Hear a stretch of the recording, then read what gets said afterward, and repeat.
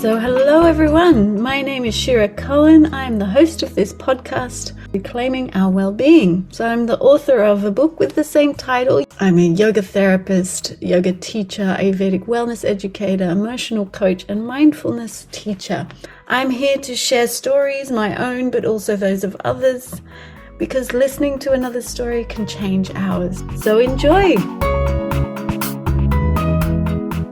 Hello everyone, it's me again, and as you can hear, I'm in a much better mood than last time.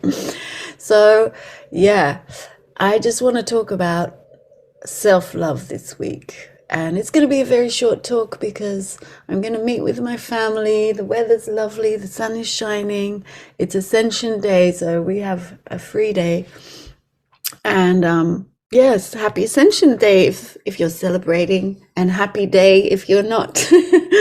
Anyway, yeah, and I just want to talk about self-love because I did a workshop yesterday at a clinic where I work, the Raja Psychology, and it was about self-love. So I'm going through all the centers of self that we can evolve, and it was all about how do we live fully. And there were 8 participants, and everyone was so happy that, you know, there was this feeling of sharing. And I'll just read out what I read to start off with there, to bring it home what's actually really important in our world, and then I'll explain why I'm in a much better mood than what I was last week.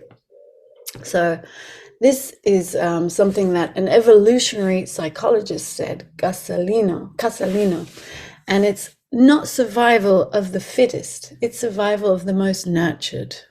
So if you think about it, and this is what I explained, people who are actually very successful usually have, and successful I mean also integral people, not just rich. Depends what you call success, obviously, but I'm talking about general success in the sense of satisfaction, contentment, good relationships, healthy view of life, good work that gives meaning of life, and yes, wealth in the level that you need to be free, to be yourself, to be honest, to be truthful to who you actually are and what you think is important, your values. So values is a big thing. And yeah, when I told them this, they were all like, it straight away settled everyone, and you could see these like bodies going, kind of thinking and feeling that. And so I asked, what is love? So what is love to you? What does it mean to you? So we had this great session for 1.5, nearly 2 hours, and talking about love and giving each other compliments, first to ourselves, trying to give ourselves a compliment, and asking, okay, what thoughts, beliefs, ideas, emotions arise as a resistor, these fields where we censor ourselves. And then when you do it to this person, no one knew each other, it was all new people, turn around to whoever's sitting next to you and give each other a compliment. And that was easier in the sense that you always see something positive in another person, especially if they smile at you. And it's much harder to see that in yourself. So it was just a reflection to see how negatively we look at ourselves, and how harsh we are with ourselves. So that's the opposite of love, obviously. And yeah, to self-love is the ability to love and accept all of ourselves. So the good, the bad, and the utterly ugly. So let's just do a really simple practice. This is how I started the workshop. So we're not going to do 1.5 hours. I just want to do 5 minutes. I know it won't last 5 minutes because I never do 5 minutes, but I'm going to try. So take your left hand and place it on your right shoulder, and then place the other hand on top of the other shoulder, and give yourself a big hug. Just give yourself love, the love you need, the love you seek, the love you wish to give to others and receive back. Give it to yourself. Okay, and then release. Now put your right hand on your left shoulder and your left hand on your right shoulder. And then give the bad self, the negative self, the one with the stories about how you're not good enough, give that a hug. the one that's criticizing you, and even the one that's being criticized, the one you negate, one you reject and abandon all the time. Give that one a big hug. Love that, all of it, all of yourself. And release. So that's just a very simple exercise, but then you realize, wow, there's such a big part of myself I don't love or I don't accept. And it's the reason that I was so tired the last weeks was not just the finishing of the book, it was also me denying a part of my struggle. Like, I've fallen in love with someone very special to me, and I know he feels very strongly about me, but his work is priority and his children are priority. And he was just in a divorce when I met him, and he had no intention to have a relationship when we met. We were just meeting for a drink, but we got on so well and we had some amazing moments together. And I fell in love, and I like to fall in love full-heartedly. I do everything with a passion. So and falling in love obviously too. And yeah, and I'm ready for love. I've been ready for like 2 years, 3 years. I've been thinking about it. In the last 2 years I was like, okay, now I want it. But you can't force someone else to be in love just because you are. And that was the really difficult thing. So he finished it because I attacked him. I said something really stupid and horrible when I was last year, middle of like not making any money, and the last bit of work that I did have was going to fall away, and I just panicked. And then I was looking for work, and I thought I have to do something with meaning, then it's going to be in activism. And then I found some article that was related to his work. Anyway, I feel better now because I can admit I'm brokenhearted about his decision to stop with me, because he's just got to focus on his work, and he wants to focus. He loves his work, and he does a lot of work, very high responsibility kind of work, and he doesn't have much time even for himself, so let alone for someone who's totally in love with him. And last week I found this beautiful music, so I'm just gonna what's her name, Katie Malau, and she sings these beautiful songs, and one of them's Wonderful Life. And I just had this album that I was playing, and it made me cry. Like every song made me cry, and I just cried and cried and cried the last week. And I'm still in love with him. It's not that because I cried and I'm letting him go, I'm not in love. And that's the thing of self-love. I love all of you, love all the pain, love the difficulties. You don't have to deny. I could easily just say I hate him and he's an idiot. Why is he doing this? And then get over him. But I don't want to do that, and it's not true. He's not an idiot, and I don't hate him. I just think he's a very good person, and he's doing whatever he can at this moment. And I trust in his basic goodness, and that's what we were talking about, that everyone basically is good, even the worst of people. There is a sense of goodness in them, and it's out of our basic goodness that we do the things we do with the tools and the knowledge and the resources that we have. So we're all just doing our best. There is maybe a very minimal, I wouldn't even say 0.1% of people who are nasty and selfish, but it's a very small amount, and is not something that's going to take over our world. And just loving ourselves and accepting the difficulties of love. But there is nothing more beautiful than love. Imagine a world without it. You might as well be dead. And I think that's kind of where we're arriving to at this moment, is we're all starting to realize and wake up from this kind of infatuation we had with the selfish gene and with productivity. And some people are still on that track and haven't woken up to the fact that life is about caring, life is about loving, life is about living together.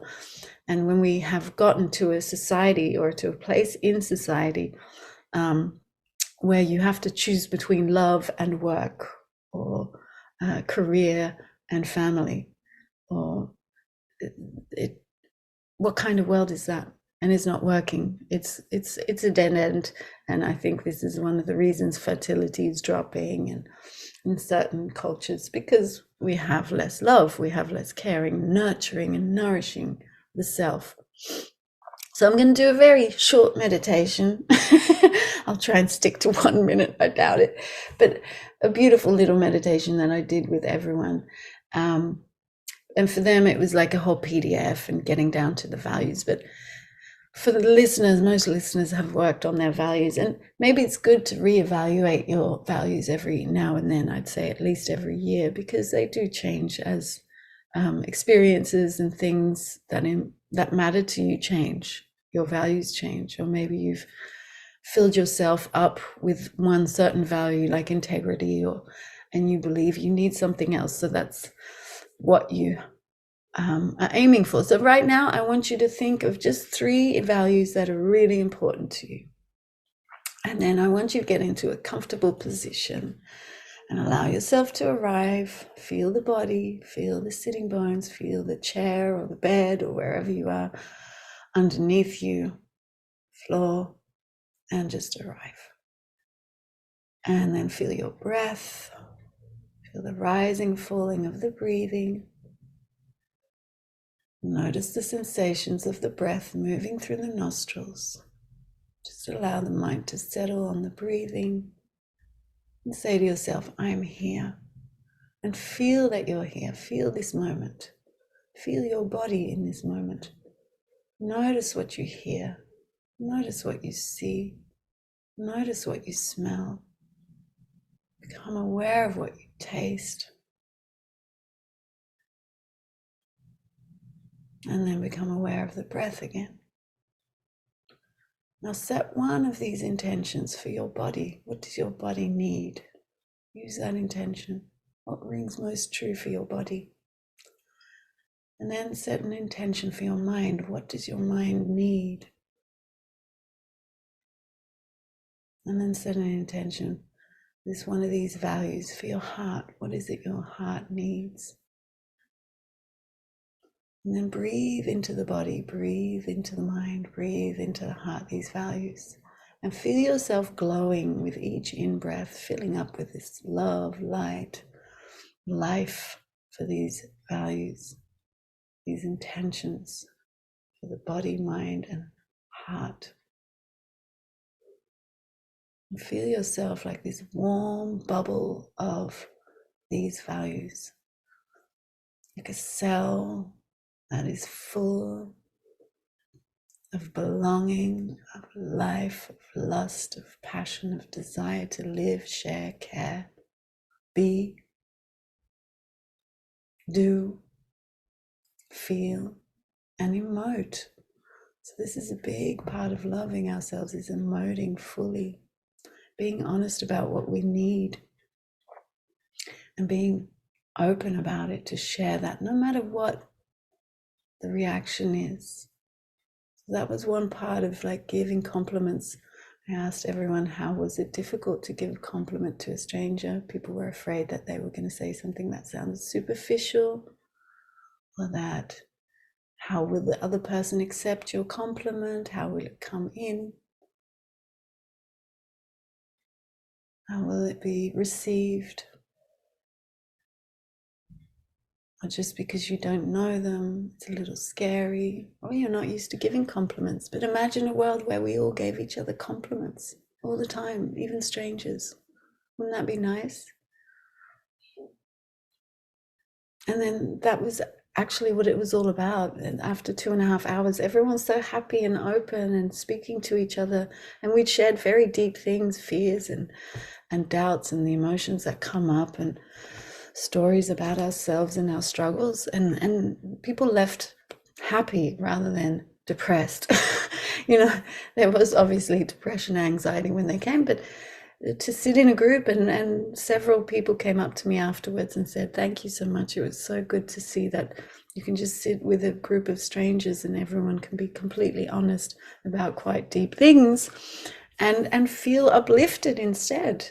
and that you're not alone. You're not the only one struggling, and everyone's struggling, and we all have the same ideas going around in our head. And if we don't speak about it, then we have to find other people to speak about it, because there are more of us thinking like we think, and we need to find our little tribe and help that tribe grow healthy, and then grow that tribe, not in any way of convincing or manipulation, but just to have that loving world that we all seek. And when we love ourselves, we can love the world, and we can fill the world up with love. So I'm sending you love today and every day, obviously. And breathe in and breathe out those intentions, those values in every connection, in every meeting with another person, in every action. Or try anyway. And take care, enjoy. I'll speak to you next week.